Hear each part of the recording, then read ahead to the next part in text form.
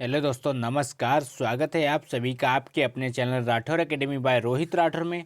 दोस्तों, इस वीडियो के अंदर आपको जीके के टॉप 30 क्वेश्चन कराए जाएंगे। तो अगर आप किसी भी एग्ज़ाम की तैयारी करते हैं तो ये वीडियो आपके लिए बहुत ज़्यादा हेल्पफुल साबित होगा, क्योंकि इस वीडियो के अंदर हमने उन सभी प्रश्नों को कवर किया है जो पिछली परीक्षाओं में बार बार पूछे जा रहे हैं। इसलिए आपसे एक रिक्वेस्ट है कि इस वीडियो को अंत तक ज़रूर देखें, और अंत में अगर हमारा वीडियो पसंद आए तो वीडियो को लाइक और चैनल को सब्सक्राइब कर लेना, क्योंकि आपके लाइक से मुझे मोटिवेशन मिलता है, जिससे कि मैं आपके लिए अच्छी अच्छी वीडियो लाता रहूँगा। तो चलिए लेते हैं आज का पहला प्रश्न। पहला प्रश्न है, दिल्ली में किस मुगल शासक द्वारा जामा मस्जिद का निर्माण करवाया गया था? बताइए साथियों, राइट आंसर क्या है? दिल्ली में किस मुगल शासक द्वारा जामा मस्जिद का निर्माण करवाया गया था? तो वो था शाहजहाँ के द्वारा, यानी कि बी ऑप्शन करेक्ट हो जाएगा। दिल्ली में शाहजहाँ के द्वारा जामा मस्जिद का निर्माण करवाया गया था। अगला प्रश्न है, निम्न में से कौन सा अंग्रेजी समाचार पत्र नहीं है? बताइए साथियों, राइट आंसर क्या है? निम्न में से कौन सा अंग्रेजी समाचार पत्र नहीं है? तो वो है नवभारत टाइम्स, यानी कि डी ऑप्शन करेक्ट हो जाएगा। नवभारत टाइम्स अंग्रेजी समाचार पत्र नहीं है। अगला प्रश्न है, निम्न में से किसको पहले ऑल इंडिया वार मेमोरियल के नाम से जाना जाता था? बताइए साथियों, राइट आंसर क्या है? निम्न में से किसको पहले ऑल इंडिया वार मेमोरियल के नाम से जाना जाता था? तो वो है इंडिया गेट को, यानी कि डी ऑप्शन करेक्ट हो जाएगा। इंडिया गेट को पहले ऑल इंडिया वार मेमोरियल के नाम से भी जाना जाता था। अगला प्रश्न है, 1191 ईस्वी में तराइन का युद्ध मोहम्मद गौरी और किसके बीच हुआ था? बताना है आपको, राइट आंसर क्या है? 1191 ईस्वी का तराइन का युद्ध मोहम्मद गौरी और किसके बीच लड़ा गया था? तो इस क्वेश्चन का सही जवाब है पृथ्वीराज चौहान, यानी कि डी ऑप्शन करेक्ट हो जाएगा। पृथ्वीराज चौहान और मोहम्मद गौरी के बीच लड़ा गया था। अगला प्रश्न है, आदर्श उत्पादन की संकल्पना को किसने आर्थिक कल्याण का सूचक माना है? बताइए साथियों, राइट आंसर क्या होगा? आदर्श उत्पादन की संकल्पना को किसने आर्थिक कल्याण का सूचक माना है? तो इस क्वेश्चन का सही जवाब है पीगो, यानी कि डी ऑप्शन करेक्ट हो जाएगा। पीगो ने आदर्श उत्पादन की संकल्पना को आर्थिक कल्याण का सूचक माना है। अगला प्रश्न है, परमाणु ऊर्जा आयोग का गठन किस वर्ष हुआ था? बताइए दोस्तों, राइट आंसर। परमाणु ऊर्जा आयोग का गठन किस वर्ष हुआ था? तो इस क्वेश्चन का सही जवाब है 1948 में, यानी कि सी ऑप्शन करेक्ट हो जाएगा। 1948 ईस्वी में परमाणु ऊर्जा आयोग का गठन किया गया था। अगला प्रश्न है, निम्नलिखित में से कौन सा एक सागर बिना तट के है? बताइए साथियों, राइट आंसर क्या होगा? निम्नलिखित में से कौन सा एक सागर बिना तट के है? तो इस क्वेश्चन का राइट आंसर है सारगासो सागर, यानी कि बी ऑप्शन करेक्ट हो जाएगा। सारगासो सागर बिना तट के सागर है। अगला प्रश्न है, कौन सी नदी भूमध्य रेखा को 2 बार पार करती है? बताइए साथियों, right answer. Most important question है, कौन सी नदी भूमध्य रेखा को 2 बार पार करती है? तो इस क्वेश्चन का सही जवाब है कांगो, यानी कि सी ऑप्शन करेक्ट हो जाएगा। कांगो नदी भूमध्य रेखा को 2 बार पार करती है। अगला प्रश्न है, शक संवत का प्रथम मास कौन सा है? बताइए दोस्तों, राइट आंसर। शक संवत का प्रथम मास कौन सा होता है? तो इस क्वेश्चन का सही जवाब है चैत्र, यानी कि सी ऑप्शन करेक्ट हो जाएगा। चैत्र मास शक संवत का प्रथम मास होता है। अगला प्रश्न है, भारत के संविधान का विचार सर्वप्रथम किसके द्वारा दिया गया था? बताइए दोस्तों, राइट आंसर क्या है? भारत के संविधान का विचार सर्वप्रथम किसके द्वारा दिया गया था? तो इस क्वेश्चन का सही जवाब है एम.एन. राय, यानी कि बी ऑप्शन करेक्ट हो जाएगा। एम.एन. राय के द्वारा भारतीय संविधान का विचार सर्वप्रथम दिया गया था। अगला प्रश्न है, उत्तर दक्षिण व पूर्व पश्चिम कॉरिडोर सुपर हाईवे का मिलन किस शहर में होता है? बताइए साथियों, राइट आंसर क्या होगा? मोस्ट इंपॉर्टेंट क्वेश्चन है, बार बार परीक्षाओं में पूछा जाता है। उत्तर दक्षिण व पूर्व पश्चिम कॉरिडोर सुपर हाईवे का मिलन किस शहर में होता है? तो इस क्वेश्चन का सही जवाब है झांसी, यानी कि डी ऑप्शन करेक्ट हो जाएगा। झांसी में पूर्व पश्चिम और उत्तर दक्षिण गलियारे का मिलन होता है। अगला प्रश्न है, अरब सागर में गिरने वाली नदी है? बताइए साथियों, राइट आंसर क्या होगा? अरब सागर में गिरने वाली नदी कौन सी है? बताना है आपको, राइट आंसर। तो इस क्वेश्चन का सही जवाब है माही, यानी कि सी ऑप्शन करेक्ट हो जाएगा। अरब सागर में गिरने वाली नदी माही है। अगला प्रश्न है, जवाहर सागर बांध किस नदी पर स्थित है? बताइए दोस्तों, राइट आंसर क्या होगा? जवाहर सागर बांध किस नदी पर स्थित है?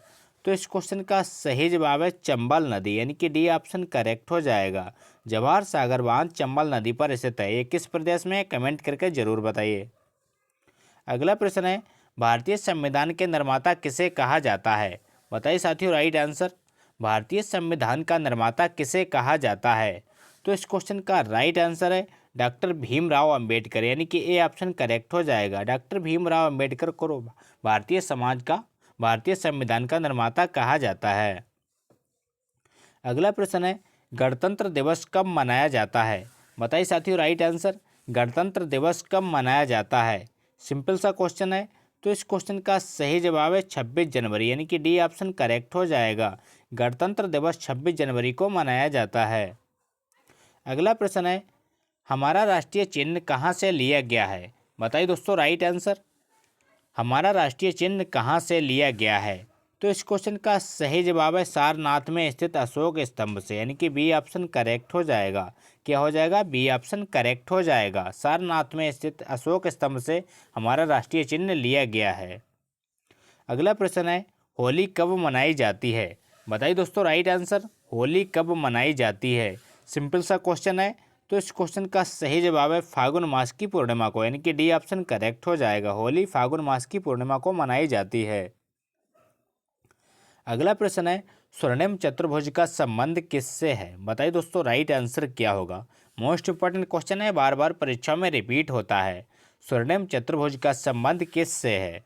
तो इस क्वेश्चन का सही जवाब है सड़क योजना, यानी कि सी ऑप्शन करेक्ट हो जाएगा। स्वर्णिम चतुर्भुज का संबंध सड़क योजना से है। अगला प्रश्न है, निम्नलिखित में से कौन सा एक उप महाद्वीप सफ़ेद महाद्वीप कहलाता है? बताइए साथियों राइट आंसर क्या होगा? निम्नलिखित में से कौन सा एक महाद्वीप सफ़ेद महाद्वीप के नाम से जाना जाता है? तो इस क्वेश्चन का सही जवाब है अंटार्कटिका, यानी कि बी ऑप्शन करेक्ट हो जाएगा। अंटार्कटिका को सफ़ेद महाद्वीप के नाम से भी जाना जाता है। अगला प्रश्न है, कर्क रेखा को 2 बार पार करने वाली नदी कौन सी है? बताइए दोस्तों राइट आंसर क्या है? मोस्ट इंपॉर्टेंट क्वेश्चन है, कर्क रेखा को 2 बार पार करने वाली नदी कौन सी है? तो इस क्वेश्चन का सही जवाब है माही नदी, यानी कि सी ऑप्शन करेक्ट हो जाएगा। माही नदी कर्क रेखा को 2 बार पार करने वाली नदी है। अगला प्रश्न है, निम्नलिखित रोगों में से एक जो पानी के प्रदूषण की वजह से नहीं है? बताइए साथियों राइट आंसर क्या है? निम्नलिखित रोगों में से एक जो पानी के प्रदूषण की वजह से नहीं है, बाकी सभी हैं। तो इस क्वेश्चन का सही जवाब है हेपेटाइटिस, यानी कि बी ऑप्शन करेक्ट हो जाएगा। हेपेटाइटिस रोग पानी के प्रदूषण की वजह से नहीं होता है।